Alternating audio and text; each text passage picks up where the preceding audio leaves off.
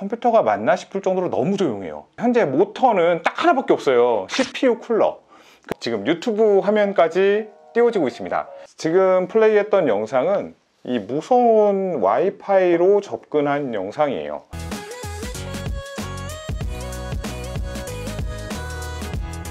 안녕하세요 여러분, 꼬마신발입니다.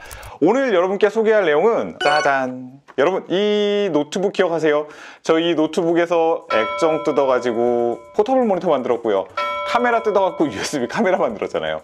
이제 버릴 수밖에 없는 이 노트북, 과연 어디에다 활용할 수 있을까 고민을 했는데, 여러분, 오늘 제가 준비한 주제는 바로 이겁니다. 짜잔! 이게 뭐냐면 미니 PC예요. 제 손바닥만 하죠. 뭐 좀 두께도 어느 정도 좀 나가지만 중국에서 제가 기성품으로 구매를 했습니다. 제 노트북은 i5 1세대. 그래서 i5 1세대를 지원할 수 있는 H55 메인보드를 같이 구성해서 구입을 했습니다.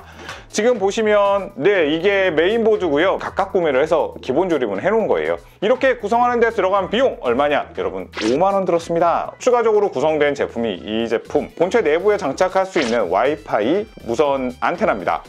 안테나가 왜 필요하느냐? 무선 랜카드를 장착할 수 있는 공간도 마련이 되어 있습니다. 이 노트북에 있는 무선 랜카드, CPU, 메모리, 하드디스크를 그대로 가지고 와서 이곳에 이식을 해서 오늘 성공을 한다면 i5 1세대지만 그래도 꽤 나쁘지 않은 사양의 미니 PC를 하나 만들 수 있다는 거거든요. 그래서 오늘은 한번 이 작업을 진행을 해보겠습니다. 내부의 구성을 보면 4기가, DDR3 4기가 메모리가 2개 들어있습니다.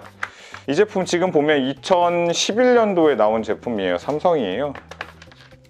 대부분 이런 노트북들을 버리시는 사유가 메인보드 고장이거든요. 그 메인보드가 고장이 났기 때문인데 이렇게 메인보드만 고장났다고 하면은 다른 부품들은 문제가 없는 경우가 대부분이거든요. 특히나 CPU 같은 경우에는 고장나는 경우가 좀 드물어요.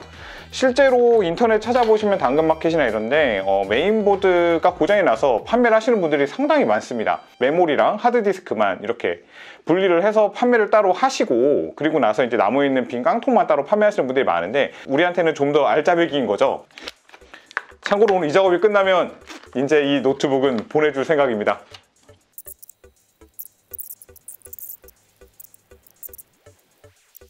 네, 마지막으로 10년 넘게 설치되어 있던 CPU가 모두 분해가 됐습니다.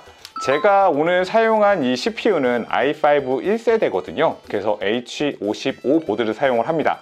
만약에 i5 2세대나 3세대를 쓰시는 분이라면 H65 메인보드를 사용하셔야 되고요. 4세대를 사용하시는 분은 H87 보드를 구매하셔야 됩니다. 메인보드에 메모리가 싱글인 게 있고 또 듀얼인 게 있어요. 그래서 메모리 슬롯도 몇 개인지도 판단해서 구매를 하셔야 되세요. 국내에는 판매 루트가 없는 것 같더라고요. 그래서 판매자 링크는 중국 타오바오 링크를 하나 걸어 놓겠습니다. 이쪽을 좀 참고해 주시면 좋을 것 같아요. 네, CPU부터 한번 장착을 해보도록 하겠습니다. i5 560M입니다. 모바일 프로세서예요. CPU 장착하시는 분들은 다 아시겠죠? 방향은 하나밖에 들어가지 않으니까. 그리고 이렇게 핀 타입으로 된 CPU는 잘 휘어질 수가 있어서 취급할 때 조금 주의하셔야 되세요. 이 쿨러도 그쪽에서 이제 공수를 할 때 같이 맞춰주셨어요. 판매하시는 분께서 별도로 판매를 하신 제품이에요. 자, CPU 팬을 꽂아줄게요.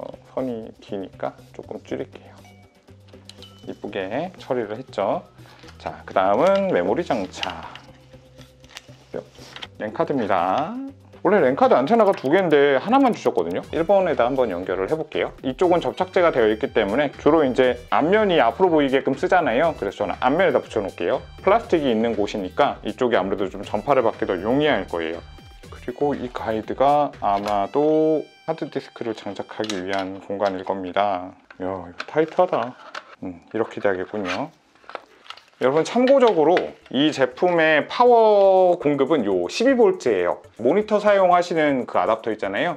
그것과 동일한 용량이시니까 그거 사용하시면 되고 1A에서 2A 정도 쓰시면 될 것 같습니다. 근데 만약에 전원이 부족할 수도 있으니까 뭐 넉넉한 게 나쁘진 않거든요. 그리고 CPU 옆에 이 4핀짜리 전원이 있는데 확인해 봤는데 연결 안 해도 된다고 합니다. 그리고 이 SSD에다가 전원을 공급을 해야 되는데 메인보드에 이렇게 전원 연결할 수 있는 연결 케이블 따로 주셨고요. SATA 케이블도 이렇게 따로 주셨어요. 그러면 이제 이거를 위에다가 장착을 해서 한번 조립을 마무리 해볼게요. 이게 안에서 선이 좀 돌아요. 너무 넉넉하니까. 어쩔 수 없이 천상, 이건 선정리는 여기까지는 좀 어려울 것 같습니다.